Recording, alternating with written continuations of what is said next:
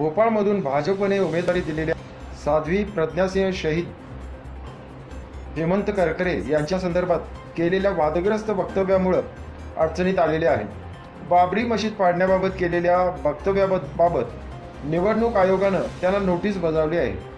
साध्वी यांची उमेदवारी रद्द झाल्यास भाजपने आपला प्लॅन तयार ठेवला असून आलोक संजर यांचा उमेदवारी अर्ज दाखल केला आहे। साध्वी प्रज्ञासिंह या मालेगाव बॉम्बस्फोटातील प्रमुख आरोपी आहेत। या प्रकरणात तब्येतीच्या कारणामुळे त्यांची जामीनवर सुटका झालेली आहे।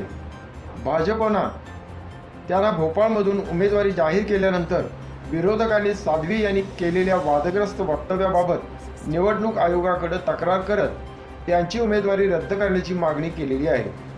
त्यांची उमेदवारी रद्द झाली तर आलोक संजर यांना निवडणुकीच्या रिंगणात उतरवण्यात येणार असून डमी उमेदवार म्हणून त्यांचा अर्ज दाखल करण्यात आलेला आहे। साध्वी प्रज्ञासिंह ठाकूर या मालेगाव बॉम्बस्फोटातील प्रमुख आरोपी आहेत। त्यामुळे भाजपने भोपाळमधून दिलेले लोकसभेचे उमेदवारी रद्द करण्यात यावी अशी मागणी मुंबईतील राष्ट्रीय तपास पथकाच्या NIA कोर्टात मालेगाव स्फोटातील एका पीडिताच्या वडिलांनी याचिकेद्वारे केलेली आहे। हा प्रसिद्धीचा स्टंट आहे।